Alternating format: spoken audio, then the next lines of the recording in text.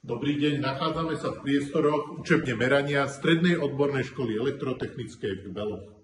Dobrý deň, volám sa Jakub Horváth, som študentom prvého ročníka Strednej odbornej školy elektrotechnickej v Beloch. Zapojili sme sa do súťaže Novark plný sní školám. Z vami dodaných súčiastok sme skonštruovali automatický prepínač hviezd a trojuholník. Zariadenie je skonštruované podľa noriem STN. Použili sme takmer všetky súčiastky dodané firmou Novark. Teraz sa môžeme pozrieť do rozvádzača, kde sa nachádza prúdový chránič, zvonček, časové relé, motorová ochrana, jeden stykač, druhý stykač, tretí stykač a prúdový chránič. A kontrolka. Z rozvádzača cez prechodky nám ide jeden kábel do motora, druhý kábel do ovládania a tretí kábel do ovládania.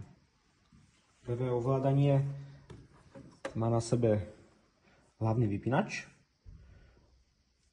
kontrolku poruchy, stop tlačítko.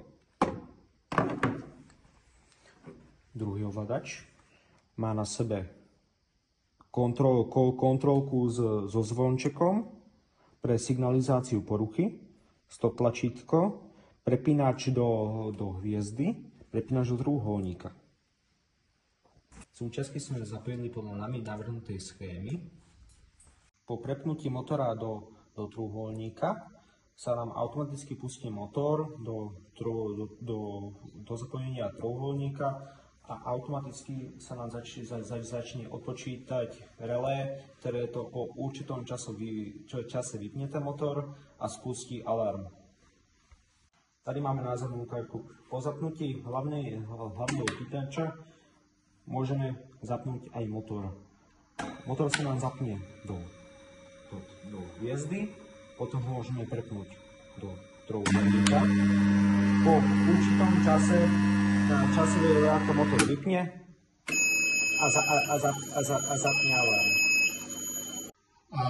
Ďakujeme firme Novark za organizáciu súťaže a poskytnutie súčiastok na výstavbu daného projektu.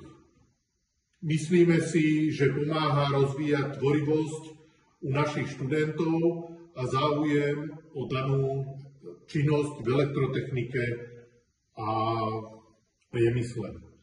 Ďakujeme veľmi pekne.